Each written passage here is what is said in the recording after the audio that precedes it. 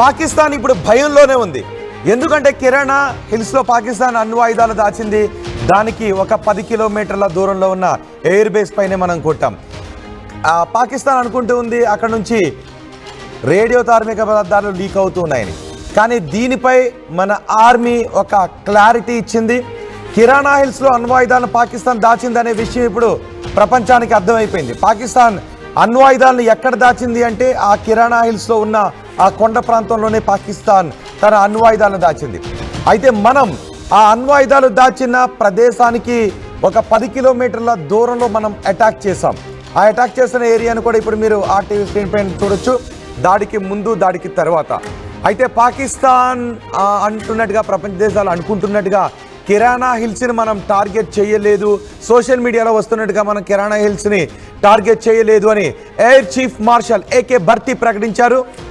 అణుస్థావరాన్ని target చేశారు అని ప్రచారం జరుగుతోంది. అది పూర్తిగా అబద్ధం అని అంటున్నారు. కానీ అణుస్థావరానికి 10 కిలోమీటర్ల దూరంలో ఉన్న ఎయిర్ బేస్ని మాత్రం మనం టార్గెట్ చేశాం.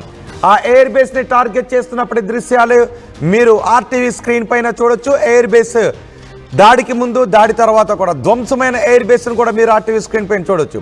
పాకిస్తాన్ ఎప్పుడైతే మనపై యుద్ధానికి కాలు దువ్విందో, కయ్యానికి కాలు దువ్విందో, మనం పాకిస్తాన్లో ఉన్న ఎయిర్ బేస్ని టార్గెట్ చేశాం.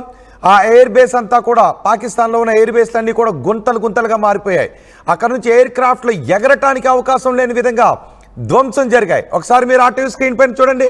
మనం వేసిన మిసైల్ పాకిస్తాన్లో ఎయిర్ బేస్ని ధ్వంసం చేస్తున్నటువంటి దృశ్యాలు. ఆ దెబ్బకి పాకిస్తాన్లో ఎయిర్ బేస్ గుంతలుగా మారిపోయింది. కానీ కిరాణా హిల్స్లో ఏమైనా ఉండని, మాకు కిరాణా హిల్స్లో సంబంధం లేదు అని ఏకే భర్తీ చెబుతున్నారు.